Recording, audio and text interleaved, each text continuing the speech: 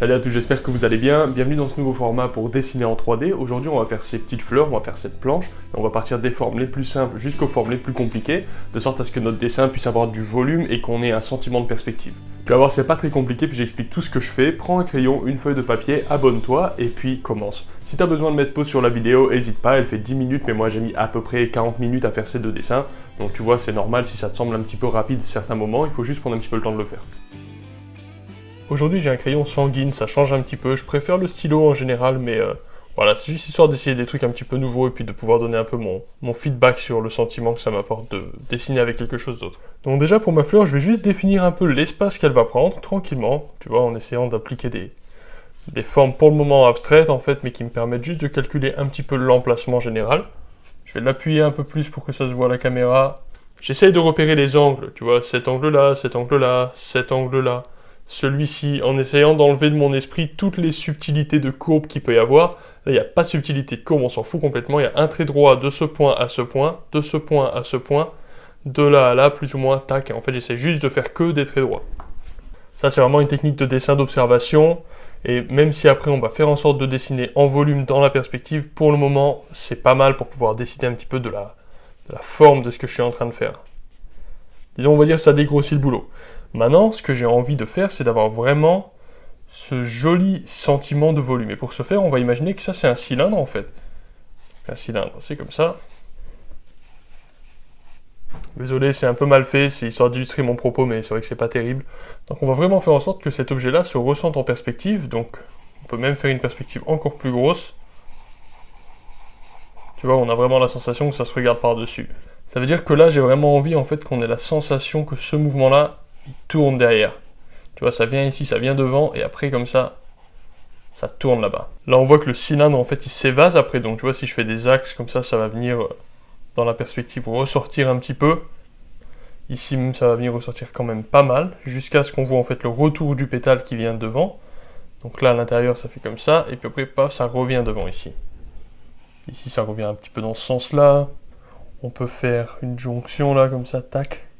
Et ici, pareil.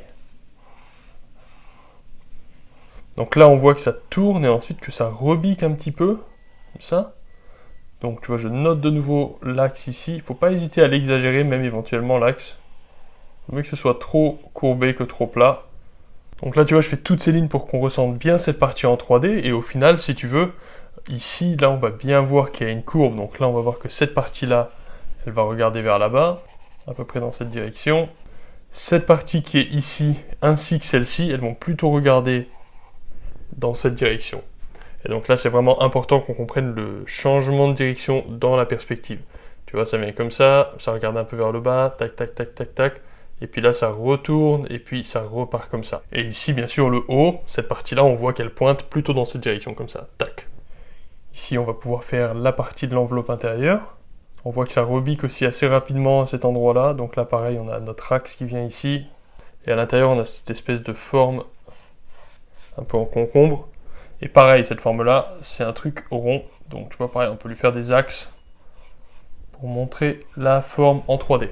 Oups, un peu plat celui-là. Là aussi, cette petite partie qu'on voit derrière aussi tourne comme ça avec nous dans la 3D normale. Et là, ici, on voit qu'à l'intérieur, ça tourne aussi, mais dans l'autre sens. Ensuite, on peut faire la tige, on peut même peut-être faire un petit bulbe, c'est bien quand il y a un petit bulbe sur la tige. Hop, et ensuite, on fait la tige qui part de là, tranquillement. Pareil, la tige, hop, c'est aussi un volume, c'est un cylindre. Et donc, on peut lui mettre des petits axes. Bon, maintenant, on va appliquer ce concept à un petit peu d'autres positions, juste comme ça pour le fun. Donc, comme d'habitude, tu mets ton axe. Ensuite, on peut faire le fruit en premier, pourquoi pas, ça change pas grand-chose. Je vais quand même toujours bien noter mes petites lignes de perspective.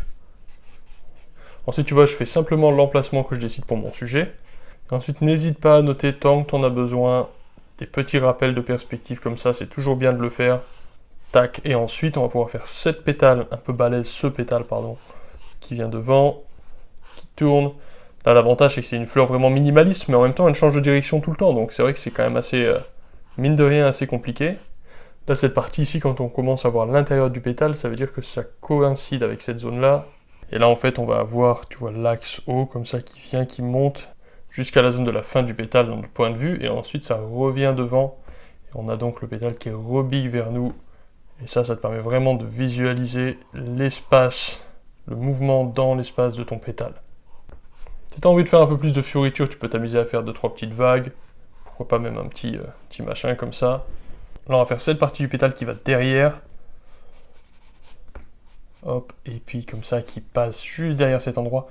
Donc on va avoir une forme de T, et ces formes de T en fait toujours là quand on fait comme ça et comme ça, ça montre que quelque chose passe derrière quelque chose, ou alors que quelque chose ici passe devant quelque chose. Je crois qu'en français on dit des raccourcis, en anglais je sais même pas comment ça se dit, mais c'est vrai que tu verras ça tout le temps. Hop, le fameux T, c'est vraiment quand tu as quelque chose qui passe sur quelque chose d'autre. C'est vraiment très important pour donner cette impression de perspective en fait. Ici à l'intérieur on a aussi le mouvement de la zone interne qui part de l'autre côté. C'est l'intérieur du cylindre en fait, quelque part ça c'est un cylindre creux, tu vois. Donc là on a le dehors et là on a le dedans. Et on peut noter ça comme ça avec des petites hachures en suivant la forme du cylindre.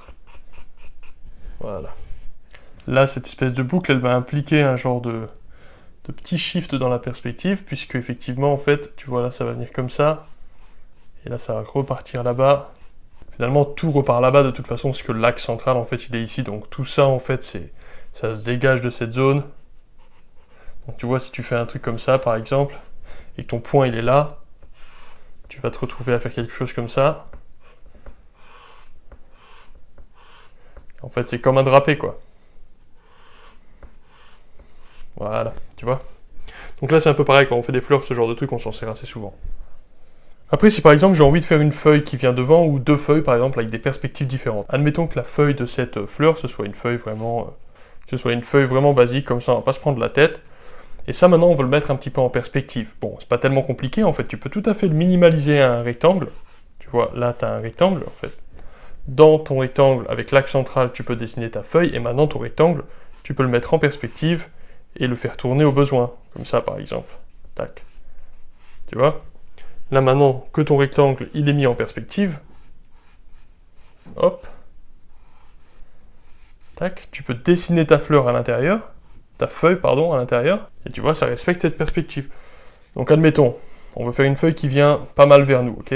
Comme ça on va donner une belle impression de perspective. Tu vois le délire? Hop, voilà. Et là on a la partie centrale de la feuille. Voilà, donc là, dans la perspective, la feuille ici, elle est plate. Mais si par exemple tu rajoutes des motifs, souvent les motifs ils sont dans ce sens-là, mais c'est pas parce que tu rajoutes des motifs dans ce sens-là que l'axe de la feuille n'est pas plat, d'accord? Donc voilà, la feuille ici, elle est plate, et donc quand la lumière va taper dessus, bah, tout ça, ça va être éclairé par la lumière. Après, ça dépend des textures des objets et tout, et le rendu, c'est d'autres sujets qu'on verra plus tard. Maintenant, on peut faire une autre feuille qui part par exemple dans la direction opposée, comme ça on voit un petit peu deux aspects un petit peu différents. Et on peut faire par exemple une perspective de nouveau suffisamment forte pour qu'elle se ressente. Ou même peut-être plus incurvé encore, tu vois, vraiment un truc vraiment incurvé. On va faire l'axe de la feuille vraiment incurvé. Tac. Voilà, comme ça. Donc ça, c'est la boîte dans laquelle ma feuille se balade.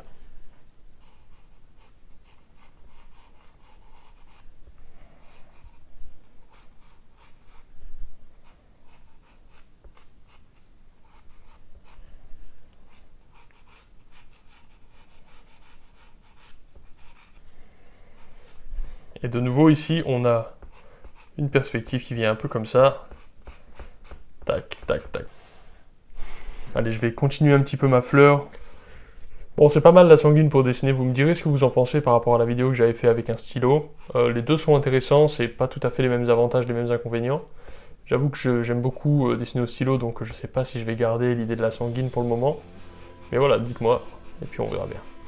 Donc voilà, tu vois, en fait, c'est pas très compliqué, il suffit de se mettre dans un état d'esprit de mécanisation des formes, en fait, de l'espace, et petit à petit, en fait, tes dessins vont se ressentir de mieux en mieux. Parallèlement à ça, si tu as envie de voir mes peintures et mes créations un peu plus au quotidien, tu peux aller sur les réseaux sociaux, ou alors sur mon site internet, j'ai une galerie, toutes mes peintures sont disponibles si tu en as envie, et puis voilà, c'est cool, à la prochaine, ciao.